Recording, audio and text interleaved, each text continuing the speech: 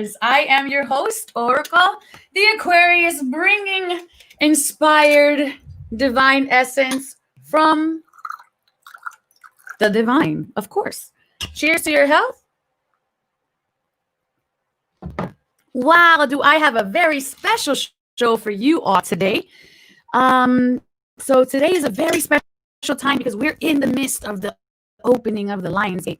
And today we have a very special guest, the Bearded Psychic. And he's going to be sharing with you guys an amazing, fascinating story, one of divine intervention that I'm sure all of you will absolutely love. And thank you for joining me this Wednesday night. And if you caught my series premiere on Monday night, you know we had lots of audio problem, but tonight we got you covered. So how about bring the one, the only, the Beers.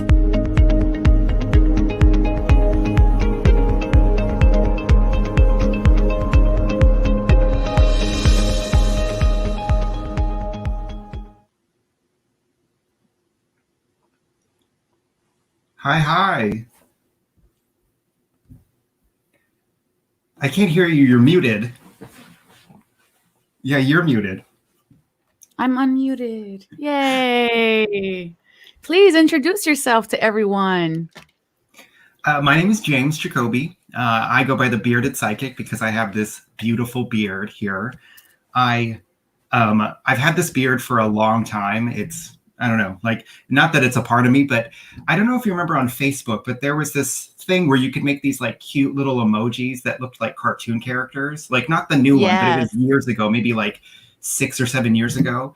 And mine was just this like cute, adorable Powerpuff looking bearded creature. And I remember I thought it was adorable. Everyone just thought it was so adorable. And ever since then, I started calling myself the Bearded Psychic, and it just kind of stuck. Wow. I mean, that's really cute. We always get like these quirky little nicknames unusually, right? It'd be weird if we just kind of named ourselves the Bearded Psychic.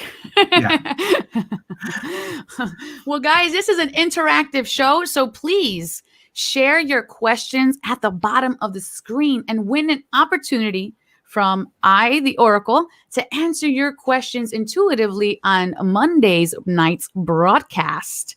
And with every single broadcast, we're going to do this kind of Sesame Street style. And what I mean by that is that we're going to check out what is today's broadcast. It is brought to you by the Pray Card.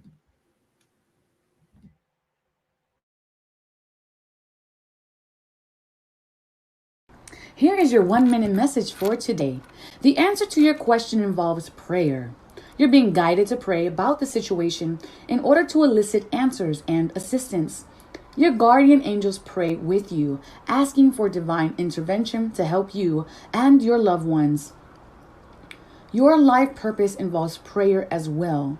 Your entreaties are strong and powerful, and the world needs them.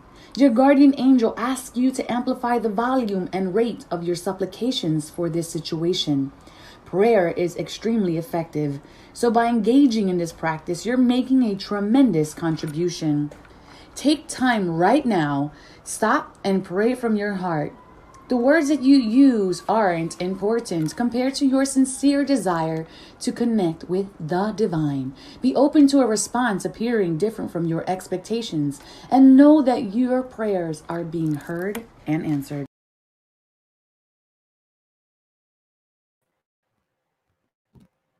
What a powerful message. Let's bring you back on here, friend. What a powerful message. How do you about that? Our card of the day. It's like instead of the number of the day or the color of the day, it's the card of the day. I love it because it's that reminder that we're not alone, and that reminder that we need to look outside of ourselves. And I mean, I will admit I don't remember exactly where you're from and where you're living, but I know that like as an American, like we're just taught so much to be individuals, and we forget, right? We forget that we need all of this together, that nothing really is uniquely our own, that we're all in this together for better or for worse, and we need each other, and that there are these beautiful beings beyond what we can see and touch and feel and know. Absolutely, absolutely. And that kind of is the segue into what this platform is for today. What this story time is all about is to kind of give everybody that understanding that we are not alone. So tell us a little bit about your amazing story, James. Lead us into it however you feel like it needs to be led into. So I kind of feel like my story is a two-parter. It's a story that starts when I was a child. One of the things that I think brought me into working with spirit and the divine was just my childhood. I had a mother who suffered really immensely from a debilitating disease. She had multiple sclerosis, and for those of you who don't know what that is, you have a protective sheeting on your nerves that actually starts to like dissolve away. And so it's like if you have a wire with no insulation, you get lots of electrical feedback, and it's very painful and very debilitating. And it can create a lot of mental issues. Like my mother had a lot of mental issues to go with this physical disease. Well, I've looked at the energy of it a lot. The energy of multiple sclerosis is like hopelessness and powerlessness. And it really creates that, people really struggle having agency in their own life. And so, it kind of starts with that. My mother, she'd been sick my whole life. Like, I think she was diagnosed when I was like 6 or 7 years old. That's very difficult, especially at that such a young age. You're developing, you're very reliant on especially your mother. She's your nurturer, your caretaker, your caregiver. So it sounds like these roles were reversed for you. Yeah, very much so.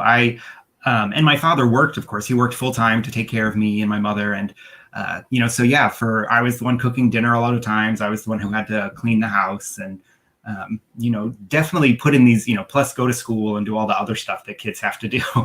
Yes. And I know my mother loved me very much. I know both my parents loved me very much. But like I was saying, she just got trapped in this. She got trapped in this powerlessness and this isolation.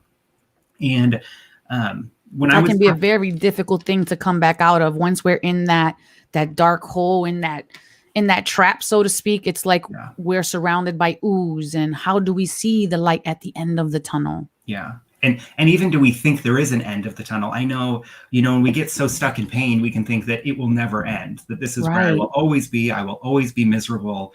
There is no hope. Because that's part of what that idea of no hope is that this is forever, right? Our kind of like our lizard brain, our monkey mind. My friend calls it the flying monkey mind. We get so fixated and we think that things are going to be the same way forever. And so with my mother, like I said, she just had all these issues and she was on all these heavy pain medications. And what I think is really phenomenal is, and I know I've told you this story before, but it was really like everything just fell into place. Like the story revolves around my mother's suicide, right? So just trigger warning for people who are maybe suffering with mental health or have issues around suicide. But there really was everything. I think all of this was just so divinely guided. So I was in seventh grade, at least give or take, I think. I want to say like seventh or eighth grade. And it was like a half day. You know how schools sometimes will just randomly have half days. And yeah, I remember I came home at like noon. It was like those were the best kinds of days. Yeah, they really were. And I remember I came home and it was around noon. And I shouldn't have been home at that time. And I got home and my parents' room, the door was shut and the door was locked. And every day I'd come home from school, I'd go and see my mom and see if she needed anything, how she was doing. But the door was shut and the door was locked, which that was not ever anything that ever happened. The door was never shut. It was never locked. You always had access to your parents' room. Yeah.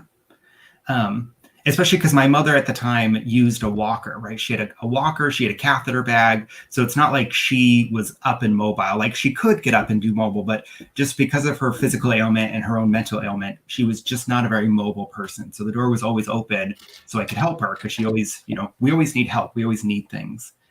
And I remember that being like the first red flag. Oh, this is weird. Why is the door locked? Right. Especially since you have this access and your mother needs to come in and out because it would be so much more work to move the walker out of the way to get through the door. Yeah. Exactly. That's exactly it. And so the door was locked and we had one of those little keys, right? That you put the key in the hole. It's like a bobby pin. The skeleton key, the little thin ones. Yeah. The little teeny ones that you just like push and it like opens the door. Exactly. Good luck replacing that.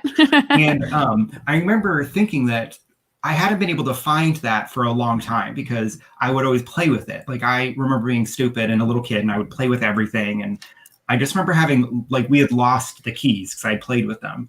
And I remember the door was locked, and I just reached up above her door to see if there was a key there, and there just happened to be a key there, even though I remember thinking that there shouldn't have been any of these keys around.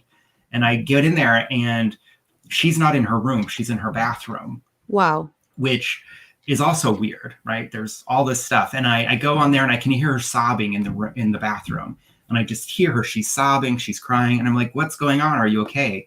And she's like yelling at me to leave. She's yelling at me to go away.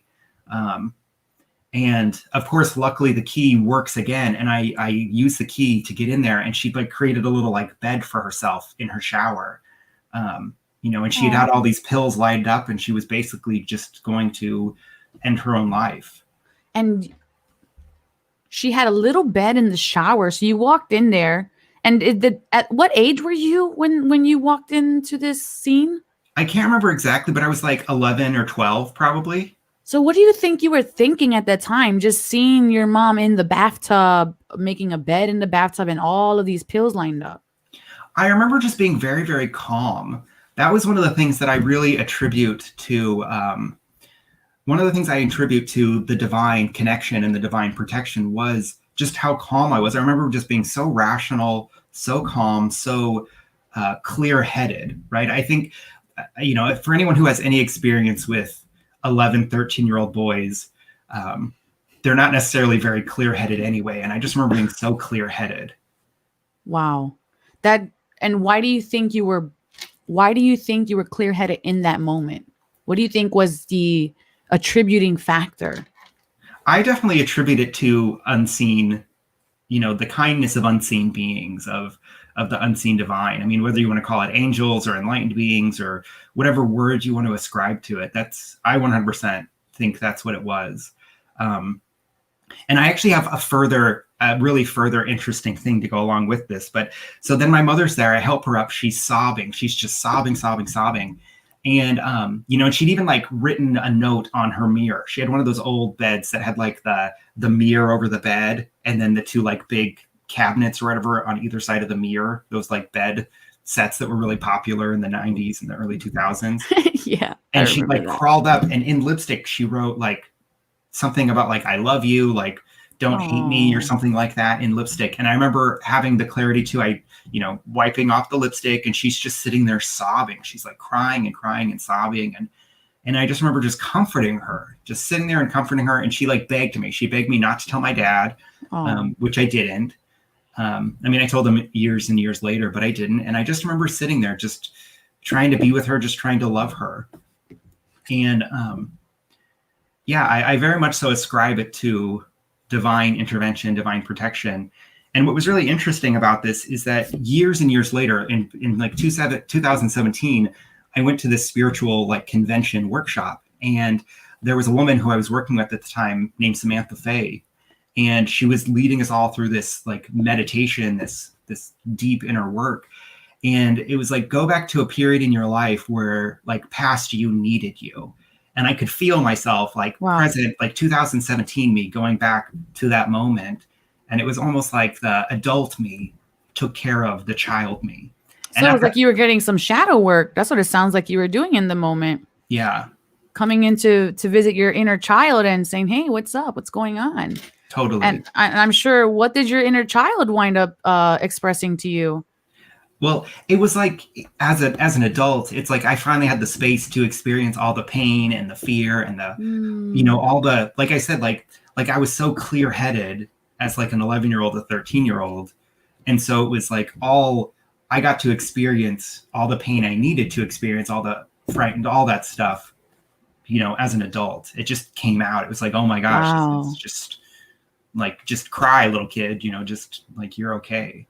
Oh, it sounds like you just put a pin in it and said, okay, we're just not going to deal with this until I'm much older, and we'll figure it out then. Boop. That's what that sounds like. Yeah, it kind of was. It kind of, yeah. Wow, that's an amazing story, guys. How are you feeling about this story that's happening is absolutely amazing. And would you say that after you revisited those feelings and integrated them, that it got you closer to being who you are today?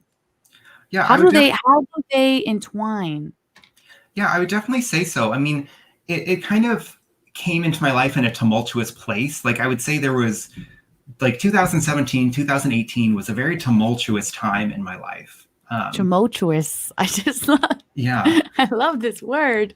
Um, yeah, it just like I had a lot of business goals. I in my spirituality, I would say, has taken a huge step since I was working with this woman. And my whole reason I was working with her was to develop a coaching business and all these Mhm. things. And a lot of the business stuff I was doing didn't necessarily work out, but it was because of some really deep emotional stuff that I really had to get through. Um, and I would say what's really interesting is I connected with you before I had gone through this like deep emotional journey. So it almost feels like it's Wow. full circle, you know, when I was talking to you and I had this like beautiful unlocking to just having the ability to go through my own deep set emotions and my own mental habits and the way I processed emotions, and how in many ways I was just as overwhelmed with my emotions as my mother was overwhelmed with her emotions. We Right. just had different reasons for it. Wow.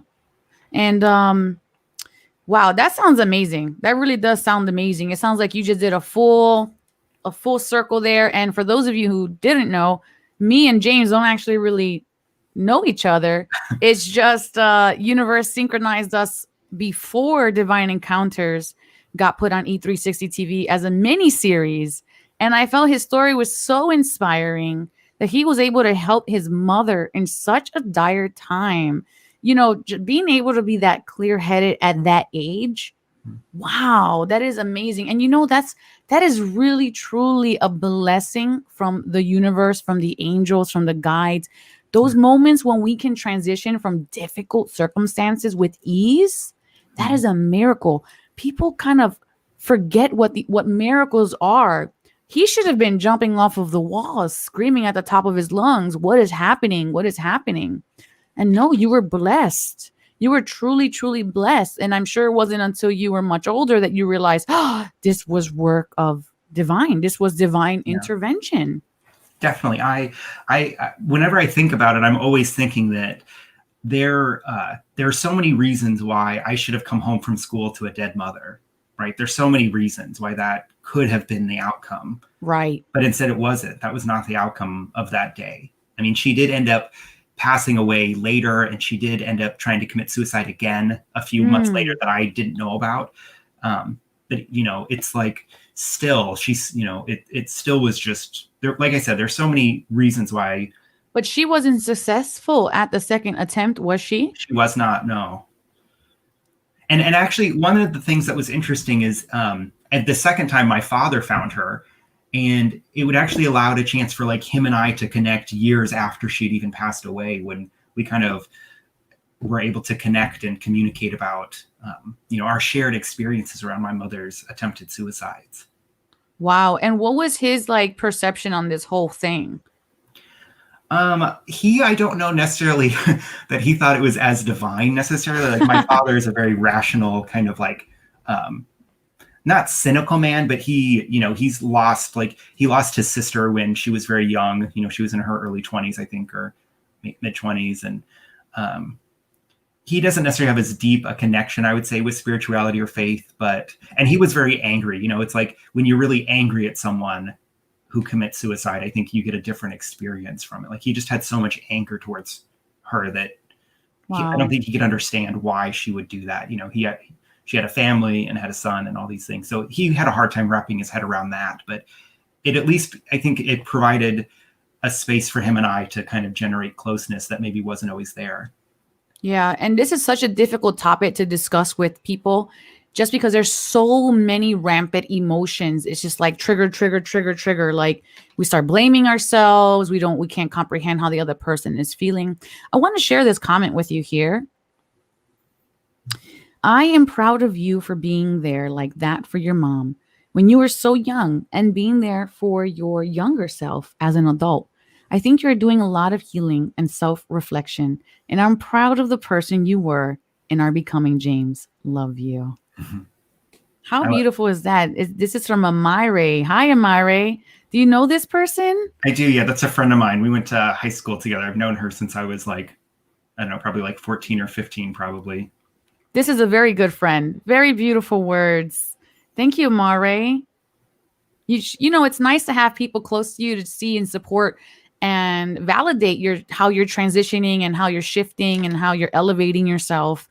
And I'm really grateful that you came on today and shared this with us and let us just kind of slightly into your world a little bit and showing that, you know, you can experience something from so small and not integrate the experience fully, because a lot of us kind of go, you know, when we're working through our healing and through our shadow work, we're just like, oh, well, there's nothing wrong. I'm not holding on to discord or resentment or anger.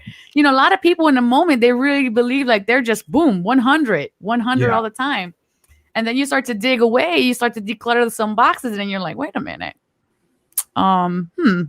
There's something here that I really need to integrate. Well, and what the part that I think makes it even full circle for me is that because of my own emotions, I got to a point where, because I had perceived my own business failings as just being this huge failure and just all this stuff. And it actually got to the point where like I was in a very dark place. I mean, it was probably the closest I've ever been in my own life to being suicidal. So it was almost like you were going through your own dark night of the soul. Yeah, very much so. And I remember I was taking a shower and I was like, well, what would happen if I just ended it all, right? Like, who would anyone even notice? Would anyone even care? And I remember thinking having this voice, and this is another time I attribute to like divine intervention, is that it was like, yeah, everyone would care. Like, there's not a single person in your life who would not care. You know, and then it helped me, right? I mean, I didn't necessarily feel better, but I was like, I know I can feel better. Right. And the hope is back. And the hope is where the hope can be as small as a tiny seed. But if we have that hope eventually nurturing it becomes faith. And then that faith is what carries us through the next transition.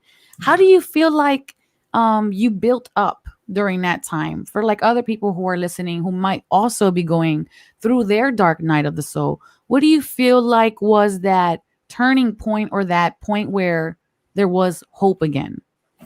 I got to this point where I realized, I had a very clear realization that my entire life, and it wasn't just something recently, but my entire life, I'd been wanting to escape my own life.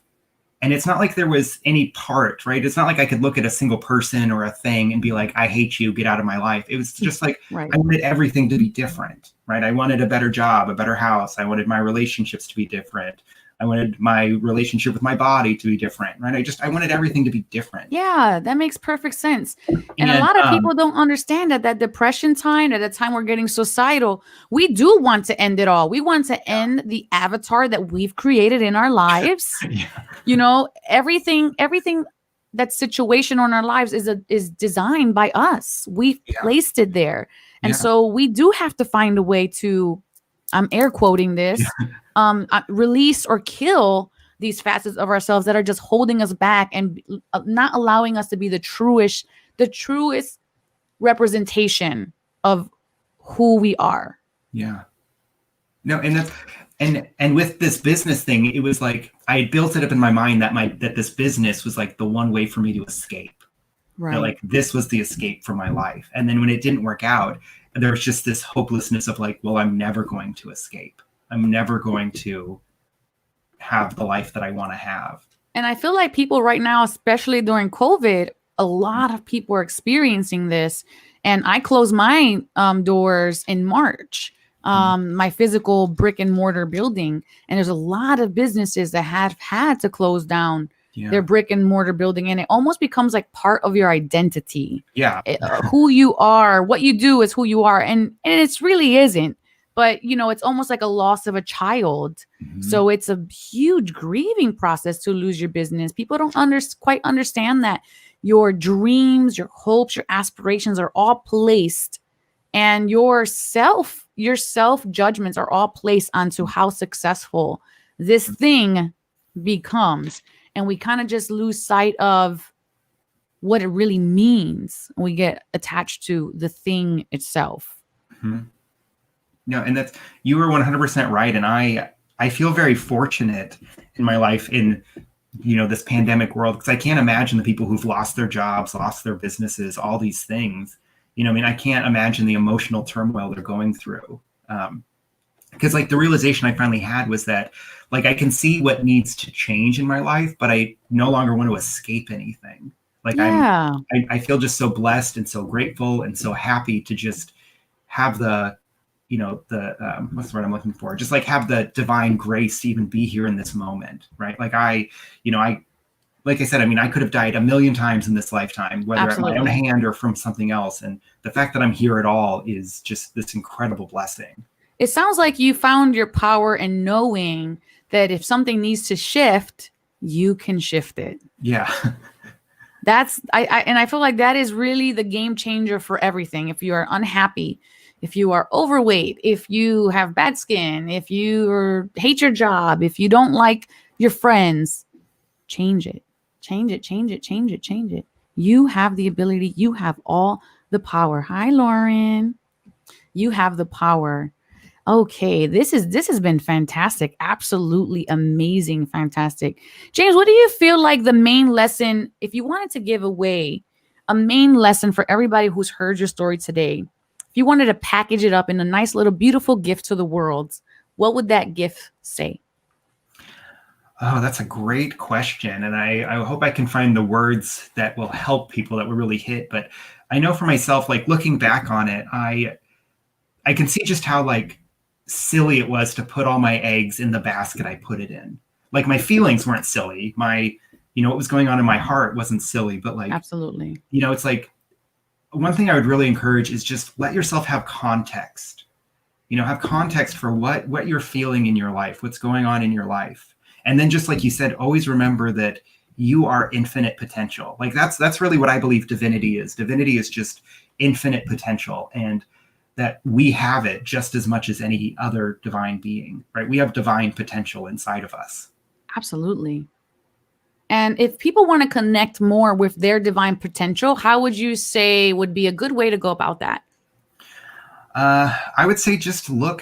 We all look at the world. There's so many different places in this world. I would say every spirituality, right? Like if you're looking to get connected with your divine potential, like connect with your spirituality.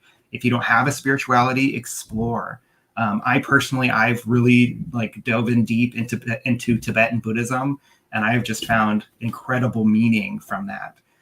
But I understand that that's not for everybody. Right. And I don't think there's one path. I'm a big believer that religion is just a vehicle, and that the point is like, we're all trying to get up the mountain. And if the vehicle helps you get up that mountain, then that's wonderful. So I'm having just like that microphone is trying to get up that mountain. It is. Yeah, that microphone is like, I gotta go all of a sudden. Oh man, that's fantastic. That is absolutely fantastic. Do you have any book recommendations for anybody out there that is wanting to take action today? That is a good question. Yeah, I've got a book right here actually that I think is a great book. I guess I've got two. There's one, it's called The Untethered Soul. I don't know if you can see this here. Ooh. By Michael A. Singer, which is really beautiful. And then if there's one where people are interested in getting a little deeper into Buddhism, I've got two books. There's a book that's called The Buddha Said. The Buddha Said. Are these just quotes, or this is like a teaching? It's kind of both. So The Buddha Said is where they take excerpts, like it was written for a Chinese audience, I think in like the 600 AD.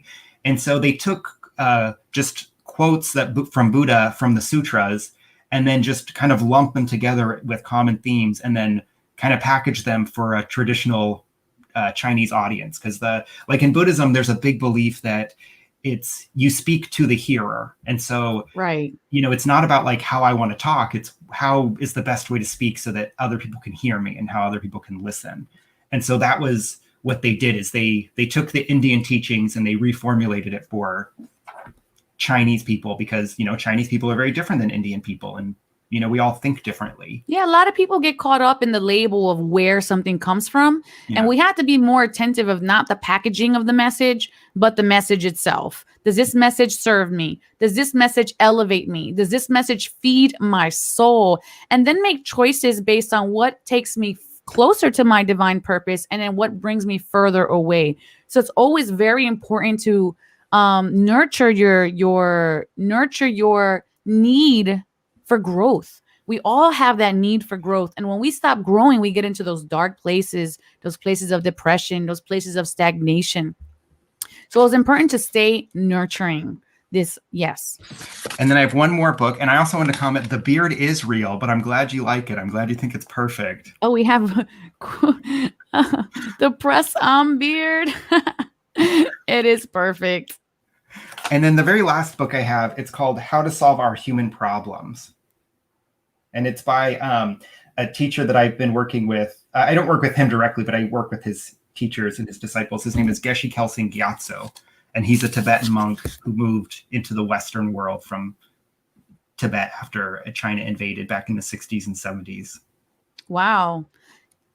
This has been really good information, guys. So I hope you guys wrote down those titles and those authors. That way you can go ahead and take action today and elevate your own life. Find the message behind the label. Be open to receiving a message. You have to be there to even start the journey in general. And I have one question for you, James, which is, now some people, when they insure their best asset. So do you think you could possibly insure the beard? Luckily, I'm sure I could. Luckily, I don't know that I would have to. It grows really quickly. Like if something happens where I were to lose my beard, I feel like I would lose my whole face. And at that point, I'd be like, it's whatever. Like, I don't need to have that much attachment to my beard if I've lost my whole face. So true. This has been great. Thank you for being here with us. James, do you want to stay on? Let's play a game. Let's get some energy going here for the audience. And you hang out with me and let me know how you feel about that. Perfect. Sounds great to me. I love it. All right. So everybody, now is the time to have your own divine experience. So you're going to go ahead, close your eyes, get ready, and we're going to do 1 full minute of divine energy being transmuted to you.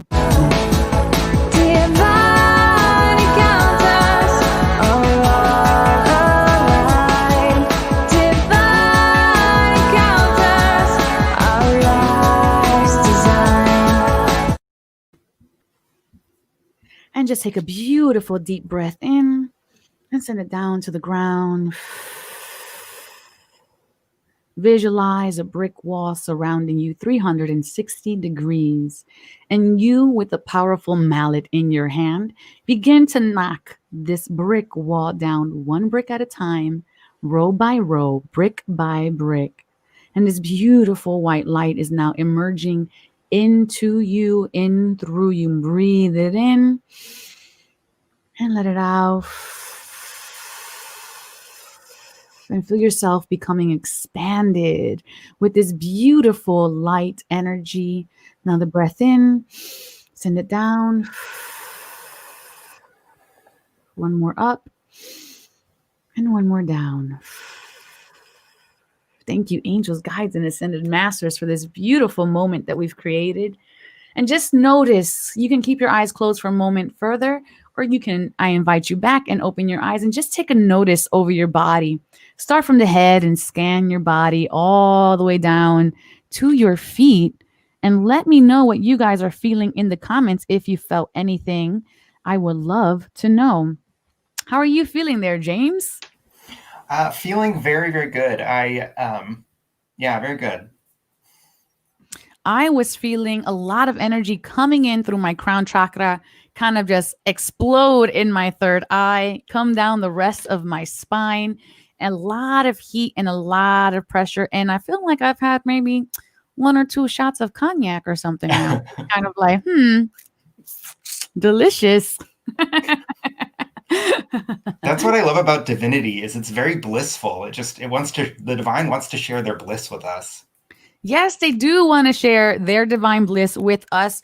And we are a chemical factory. We are the best factory for all the pharmaceuticals that the earth has to offer. And all you have to do is open yourself up and allow yourself to a divine experience moment. And you too can also get stoned off of the energy. And you're welcome. For you guys at home, you're welcome. I hope you enjoy that. And don't forget that you can go ahead and check James out on thebeardedpsychic.com. And of course, this is sacred space. So you are blah, blah, blah, blah, blah. No, divine energies got me like no more talking. No more talking. That is divine energy, ladies and gentlemen. I am an example of what happens when you are on the juice. It's so true. I do massage also, and I always say that people get massage brain or massage voice after massage, but I think divine brain is a thing too. Like I think you've totally got divine brain. Divine brain. We called it blissed out or zened out. Yeah, that's what I hear people call it. So all right. So now let's get into our game. We're going to challenge you guys at home to use your intuitive abilities or to strengthen your current abilities right here, right now. So James, what we're going to do is I'm going to bring up this, this little challenge for you. Let's see if we can get, and in the comments, are you allowed to type, James? I'm not sure if you're allowed to type. Maybe not. Let me see. I don't see. I am not sure. Okay, how about this? Oh, here it is. Yeah, I found. I can type, but I can't see and type at the same time. Okay, so I'm gonna do this. I'm gonna play the clip, and then I'm gonna pause it, and then you're gonna give me your answer, and then we'll let everyone else also put their answer into the comments, and then we'll play it and see what the answer is. Are you guys ready? Perfect. I am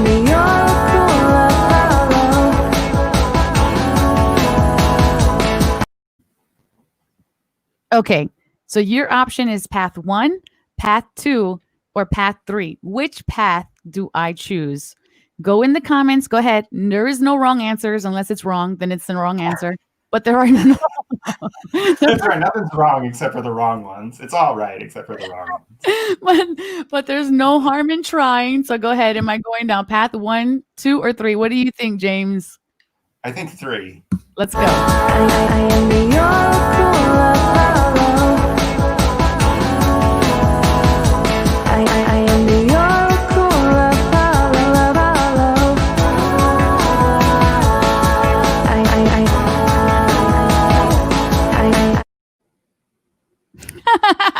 You got it right.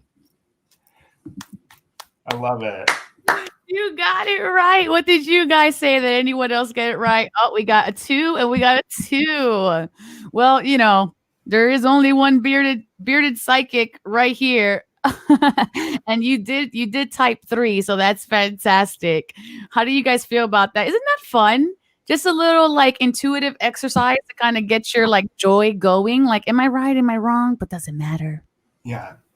No.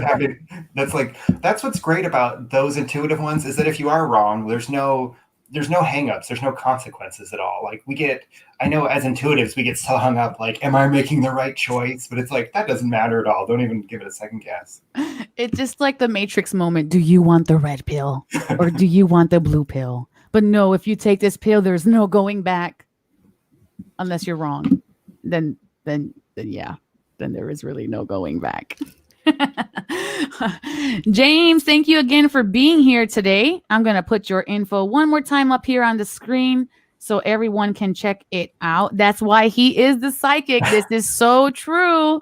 Let's highlight that. Can we just, hold on. Let's highlight that. That's why he's a psychic. This comment right here is life.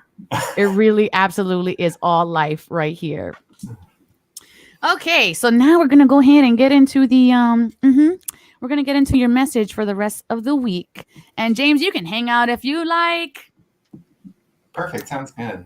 All right, let's add this stream. Yeah, we're gonna mute you though, James. Okay, you can just hang out here. Okay, ladies and gentlemen, we're gonna go ahead and give you now some angel messages for the end of your week. And if you watched me on Monday night, on Sunday night at 7 p.m. Eastern Time, you would have seen all of your beautiful, abundant blessings and all of the audio problems I also had, but that's all right. We're going to go ahead and give you your angel message for today. So, in the past position, we have Yvonne here, and she's talking about pets.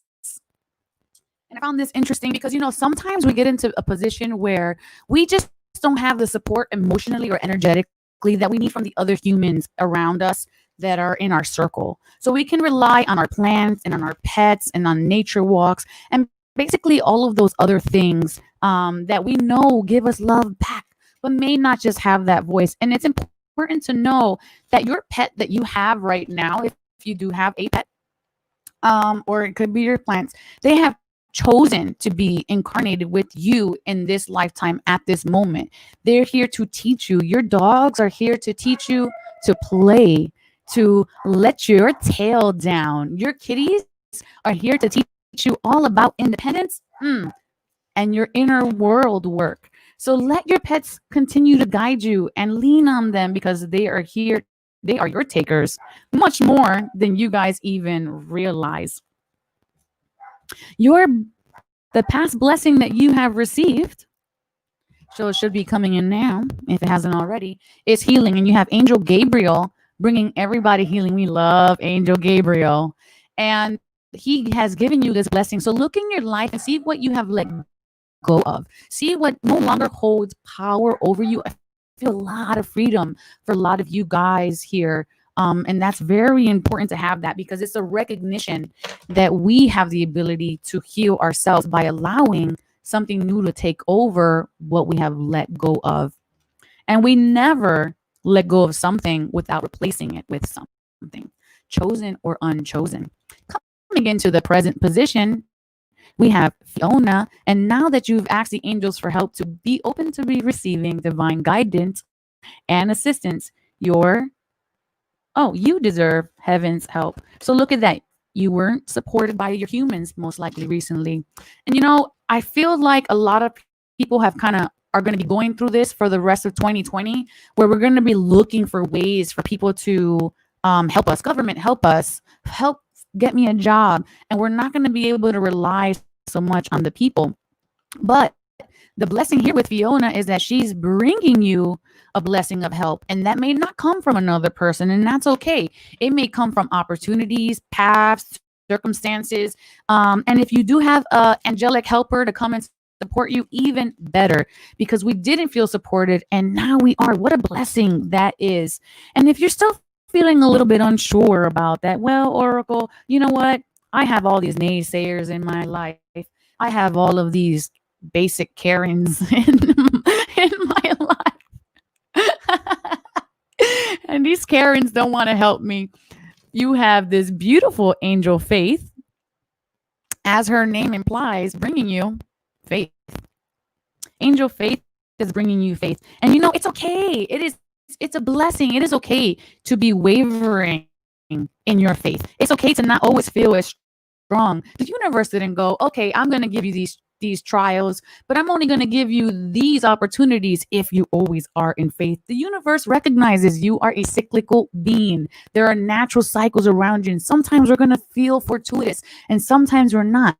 But recognize that right now the blessing is the universe is abiding by its word that it has spoken upon your life, that it has spoken upon your spirit of what you are meant to accomplish, and not the curses that you speak upon your own life, not the doubt, not the naysayers, and not the opinions of anybody else. Because opinions of anybody else are not the blueprint that the universe has already placed on your life. They're just merely opinions, and no one else can see for certain what you know that the universe has spoken upon your life. So always take your divine inspiration, your gut feelings, and your instincts precedence over any opinions, because who's going to vindicate you? The universe, not the opinions of others. Coming into that future position, you guys have Caressa. This just sounds like a ASMR name. Caressa. You are at the end of a cycle in your life. Call upon the angels to comfort you and to guide you to your next step, because happiness awaits you now. So we're coming out of that end. We're basically ending a victimized mentality.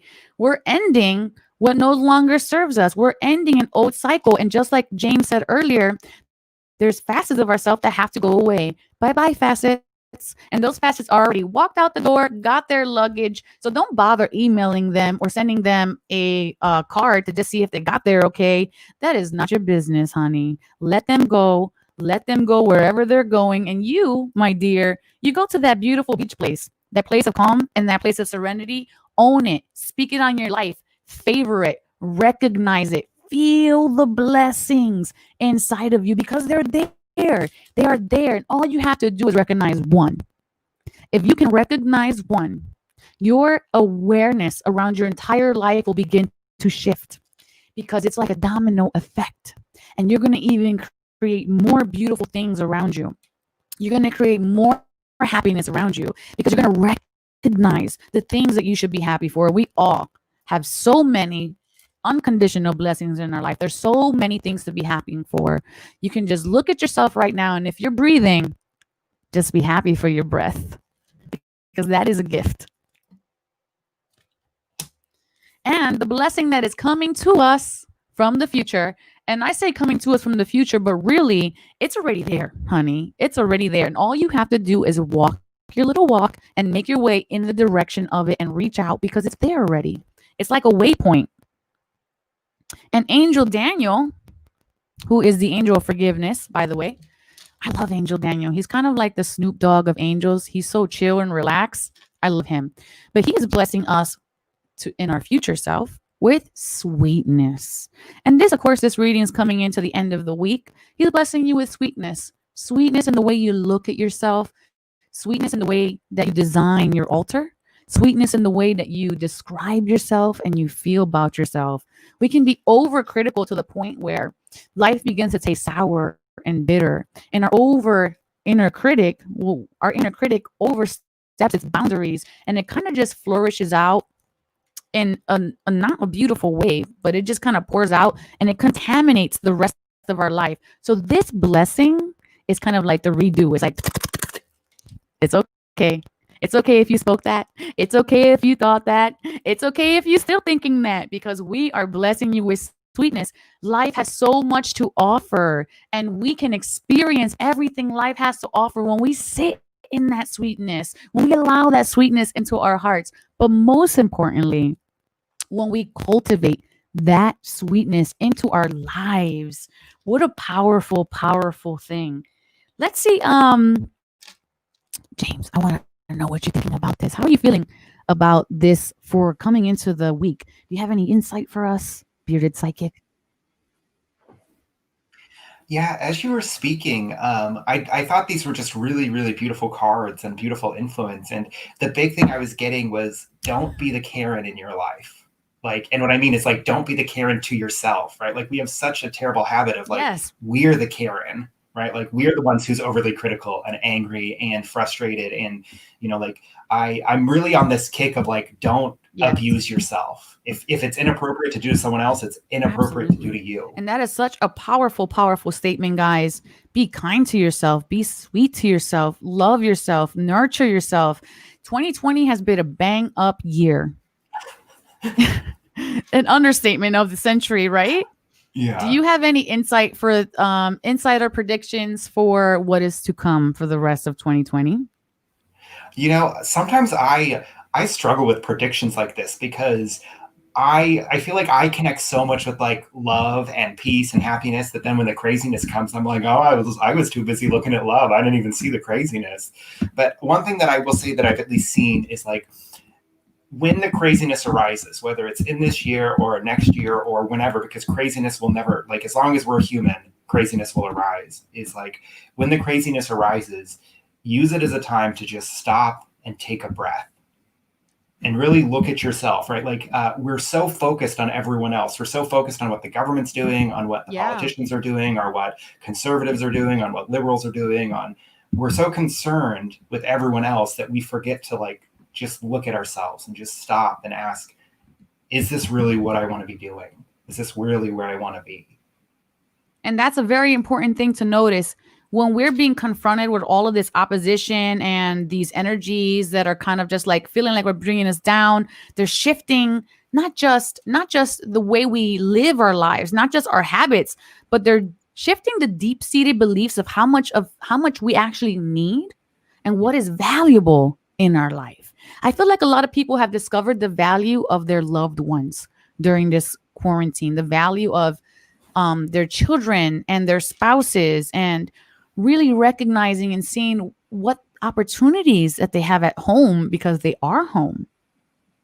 Yeah.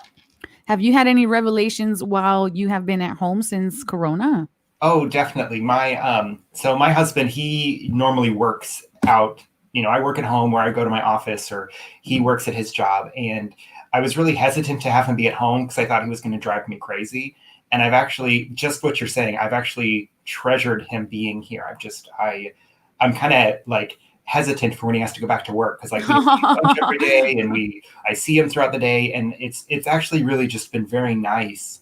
And I think I was telling you via the text is that I know that this is not the case for a lot of people. So if you're one of these people that doesn't feel this way, I want you to know my heart and my love really goes out to you.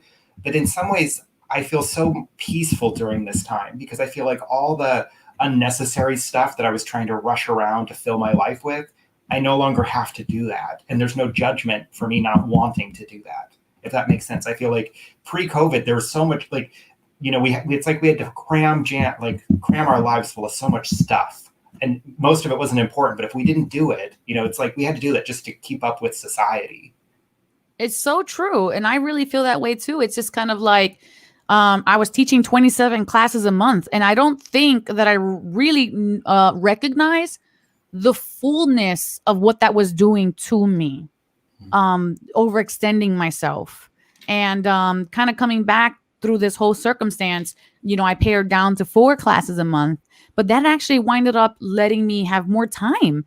It actually not just gave me more time, but more individualized clients, so that I can share that time with them and be more of the supportive role than just a host for events. Which is where I feel like I was going. I'm just like this person who opens the door, guides it, and then we're done. Instead of getting in the weeds with someone and helping them walk through things even more deeply. So for me, this has been a huge experience. And for those at home who are still struggling during this time, know that this is only meant to make you stronger. It is meant to teach you something about yourself, to eliminate the garbage that no longer serves you, to eliminate the circumstances that no longer serve you, or the people, or to see the people that no longer serve you in our lives. And it's difficult to not just see, but then take action, like when you have a friend or something and you kind of see that they're phasing themselves out of your life, or you kind of just have that hunch like, this person's not as, this person's a little toxic. And for a lot of people, right? For a lot of Just people, it's just a little, but it's hard. They'd rather have the toxicity than the freedom. It's comfortable. They know it. They're used to it. So what are you guys comfortable with? Throw it in the comments here. Full moon energy still around. Go ahead. Let's make this a manifestation moment. Throw in the comments what you're giving away, what you are letting go of, what you are not going to allow to control your life anymore, right there in the comments. And if you have a divine encounter that you would like to share here on my show, Divine Encounters, please send me an email at divineencounters@e360tv.com. I will send you an intake form because I would love to hear all about it. And come visit me Sunday night at 7 p.m. Eastern time, where I do your weekly predictions for your horoscope signs and your angel blessings. And of course, like in every show, we will have our intuitive moment where we'll practice our psychic abilities.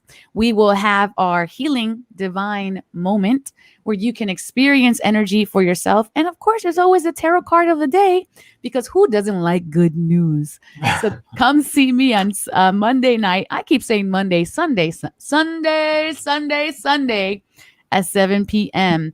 And also we have Angelo Adrian, author, coming to our set, and that will be Wednesday. And I'll be traveling the Midwest the majority of August. So if you see me in the same clothes, it's not because I lived in them. That's probably because I filmed 2 broadcasts in one day. So shush. James, tell everyone where they can get a hold of you, please. Yeah, you can reach out to me on Facebook. I'm the Bearded Psychic. On Instagram, beardedpsychic.com. My email is beardedpsychic. Yeah, just anywhere at all. I love connecting with people. My biggest thing, I don't do psychic readings as much anymore as I do connect people with their own intuition. That's the big thing I do. Just like how you said, I really will hold people's hands with the weeds, through the weeds, as we work through karmic stuff and past life stuff. Past life stuff is really kind of my specialty, is how to really get the lesson so we don't have to do it over and over and over again, because that really is not fun at all. Yeah, no. And if you guys notice something in our show today and want to help me make it better, email me. A Girl is Learning. This is episode 2. And at least we had audio the entire time. So I'm so grateful for that. I do have to tell you, though, all your jewelry is just great. Like, you're blinging it out. I just love it. Can we just hold on? Can we just do like a little whoop, whoop, whoop? James's shirt, though. Go ahead, James. Let's give us a little pop right there. Ooh, yes. Yes. Fancy, fancy. We got to leave it on a high note. Thank you, everyone, for joining us. And for me, remember, above all else, continue